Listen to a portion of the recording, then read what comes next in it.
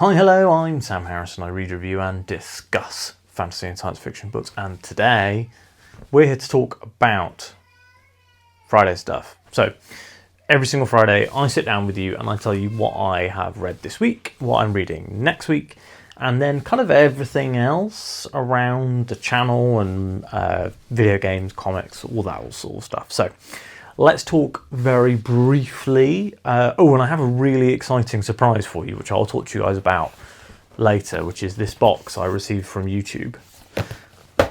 What is it? Who knows? Anyway, so first off, books I've read. So this week I have been reading Where Darkness Gathers by Philip Chase, which is the standalone sequel to the Adan trilogy. It's really, really fun book so far. So I'm not going to spoil the Adan trilogy. This book heavily deals with the ending of the Adan trilogy, so I don't want to go into too much detail. But basically, this follows the children of two of the main characters from the Adan trilogy. These three children kind of go on their own quest to do their own thing. And they're kind of crossing the world to to take out a dragon. Really, really interesting story. One of the things that I like the most is catching up with characters at a later date. So a lot of Brandon Sanderson's Mistborn books have been good for this, where we've been able to see what happened to characters after their stories ended. And in this one we get to catch up with basically every surviving major character from the Adan trilogy, which I'm really, really liking. And the new characters don't feel like the Star Wars sequel trilogy sort of problem. So we don't have these new characters that you're supposed to like but haven't really earned that yet. In this series, I think that so far, all three characters have really interesting and unique personalities that I do really like. Really enjoying this so far. It's actually been quite a quick read, so it's only 300 pages or something, which is why it's a quick read. I read 20% the first day that I read it. Sadly, for people who are heavily invested in me finishing this book, I did buy Hades 2 yesterday, the video game. So I don't imagine I will have much sit down. I don't imagine I will be choosing to do much sit down reading as I am currently playing the sequel to one of my favourite all-time video games.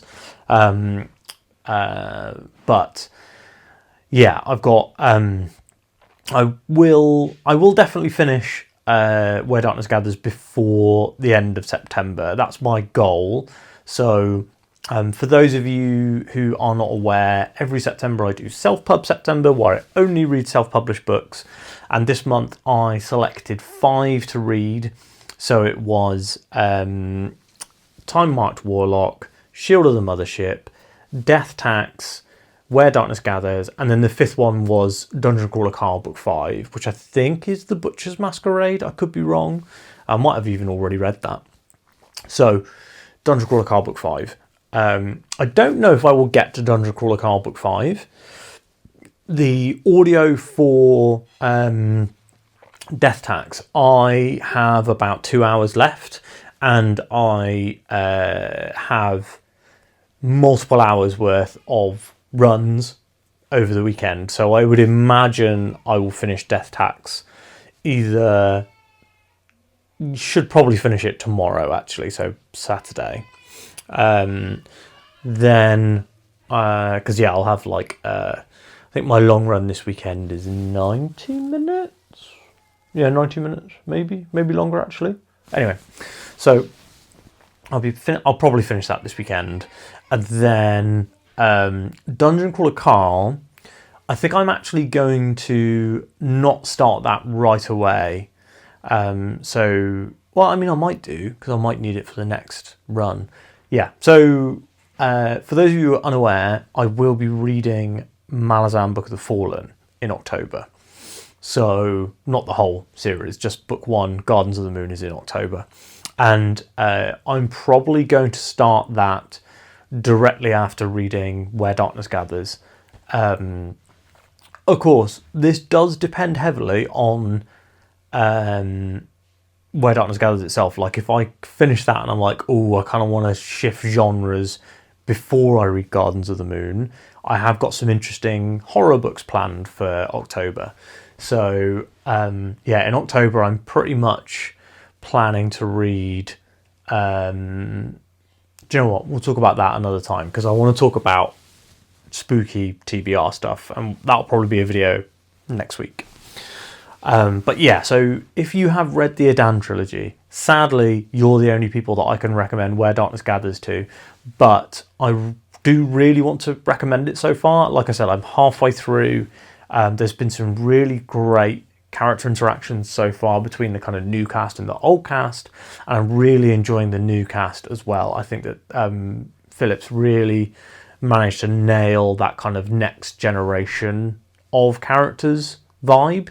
And I'd almost be interested to see, I say almost be, I would actually be quite interested to see maybe another generational leap further onwards from this. Maybe we start to see, you know, like, what does the world of Adan look like in the Industrial Revolution with trains and single-shot rifles and stuff like that. I think that would be genuinely really fun and interesting. It's because of the way that that world works and the way that everyone is connected and all that sort of stuff. Yeah, and especially with like a world that also has like kind of monsters and trolls and dragons and dwarves and elves and all this sort of stuff. But also the political climate of that world, very interesting. Like, do the kind of the Ilache wild men, who, like, what happens to them when the train develops? Like, if a railway exists, do they stop being wild men? Do they become like, you know, civilized people? Really, really interesting thoughts that I am currently having for me and me alone. So also, as I talked about, I've been reading Death Tax by Andrew Givler. So this one is conceptually a lot of fun. So if you guys, you don't know the Debt Collection series, basically what happens in book 1 is the main character, Matt, has a demon come to try and buy his soul, and Matt says no. He's like, this seems suspicious, I'm not into it. But the demon basically like cons him and frauds him out of his soul. The first book is called Soul Fraud. So he like cons Matt out of his soul, and Matt is then through this thrust into the world of like angels, demons, monsters, hell, heaven, all this sort of jazz, fairies. They've got like the fae. So he's kind of thrust into that world. And the first book I really, really loved. And this is book 4 now. So book, I can't remember which book it was. My brain's gone foggy. What happened is I read the first 3 like back to back almost, and then I basically left it a year. So I did have a bit of reintegration. I needed a little bit of reintegration when I started reading this book again. But the interesting thing about this one is that the book takes place in an entirely new realm, takes place in the realm of death, basically. And we are following Matt while he is working as a Reaper for the Grim Reaper. And he's introduced like all these new magic kind of systems and all these new characters. And there's some pros and cons here. So I would say the pro is that the kind of intrigue with the like skimming off the top of souls and the dead worlds and the like gods on their last legs because, you know, it's only so many people believe in them, all this sort of stuff. That is really interesting and really well done. I really like Matt's stuff with the Reapers. I like Kane as a character, who is the Grim Reaper. The one con that I have is I'm really missing our world. So this is an urban fantasy series, but this book is just not set in our world. So you lose all of that vibe and you lose that kind of style, and it's becoming more of a out and out fantasy. And also one of the other things I'm really missing is the supporting cast. It's unavoidable because Matt is in a very separate place, but we don't get Alex, we don't get Orion for story reasons from previous books, we don't get any of the like other supporting characters, and like I'm really missing them in this book. I feel like when we went to the fairy world for I think book 2 maybe, or book 3, we got to take the supporting cast with us, which I really liked. But here Matt is really on his own, and I'm kind of missing the like foils for him as a character, if that makes sense. So all in all, the book is good, and I'm really excited to see where it ends, because I'm really close to the end now. I think I'm like 80% of the way through. I've got 2 and a bit hours on the audiobook, I think, or it's maybe under 2 hours now after going to the gym yesterday. So yeah, the one thing that I always say about these books as well is that the audiobooks are fantastic. This one is particularly well done. The narrator, who I think is Matthew Moeller, I could be wrong, they have really good, they've got really good character voices that I think really work for the series. So well done to that narrator. If you're interested in either of these books, they're both available on Kindle Unlimited, and also both of the authors are YouTubers, so you can look at their channels and see content they've made about their books. So hopefully that will be a good time for you. Anyway, so next step is, let's talk about what I'm reading next. So I think that the next thing I'm probably going to be reading is Gardens of the Moon. What I may end up doing, like I said before, is slotting in a shorter horror book. So let me grab this one off the shelf actually. So next month, one of my big plans was that I really wanted to get more into horror. Everything that I've read that has been like horror or horror adjacent, I've really liked. And I have had this book for a really long time. I got sent this by the publisher, Titan Books, last year, and was planning to read it in October last year. But my October got so messed up last year, and I can't even really remember why. But this is written by Christopher Golden, who wrote a novel called All the Pretty Maids that I read when I was a teenager, and I really loved it. And so when I got the PR blast from Titan, I said, oh, absolutely, please send me that book. And it's quite short. It was in Esquire's Best Horror Novel of the Year shortlist. Owen King really liked it. So yeah, really looking forward to reading this particular book. This novel shines, New York Times. So yeah, really looking forward to reading this one. This is on my planned list for October because I want to read this and a couple of other horror things that I've got earmarked. And it's basically whether when I finish Where Darkness Gathers, I feel like I need something that is a different genre to fantasy. Whether I will read that or I will read Gardens of the Moon. So these are my 2 options for early October, because by the time we speak next, it will be the 3rd of October. So I will probably have started one of these or be about to start one of these. In terms of after that, I think I've already talked about it before, but one of my big ambitions for October this year is to read It by Stephen King. It's kind of thought of as like the horror novel, like the preeminent #1 big time horror novel, and I feel like that's a really good place for me to take a deep dive into horror, I guess. It is an extremely long book, but I read Stephen King quite quickly, so it'll be really interesting to see how I kind of devour that book, whether I read it quickly, whether I read it as a more of a normal pace. But that's kind of what I'm planning on doing for October so far. I can't remember whether I had a 4th book planned. I think in my head I might have had a 4th book. Is there another horror book that I had planned to read? Oh, now I feel on the back foot.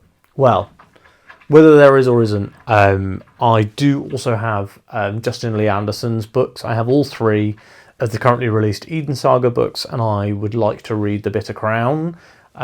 So maybe that will be what I read as well. So that's the plan for the next week, and maybe a little bit more of October. In terms of non-bookish things, I said after books we would talk about the mystery package from YouTube. So what could it be? If you follow me on Instagram, you already know what this is. So I am a YouTube partner, obviously, because I have over 1,000 subscribers, so I signed up for partnership, and they have a thing called Partner Perks. And so you sign up for Partner Perks, and then they just send you stuff sometimes.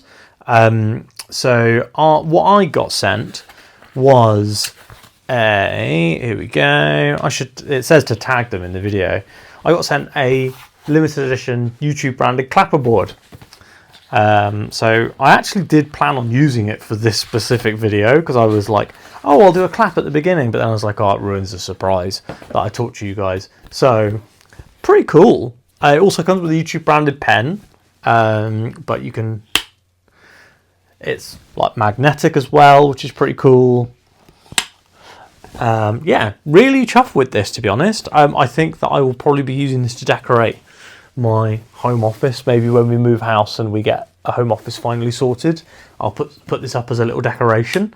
But yeah, so I guess thank you, YouTube, for sending this over. I'll try and remember to tag you, like you said to do in this postcard. But yeah, how cool is that? Just like clapperboard.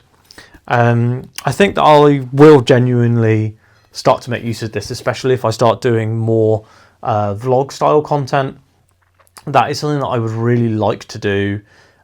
Currently, all of my reading pretty much takes place either here or via audio while I'm exercising.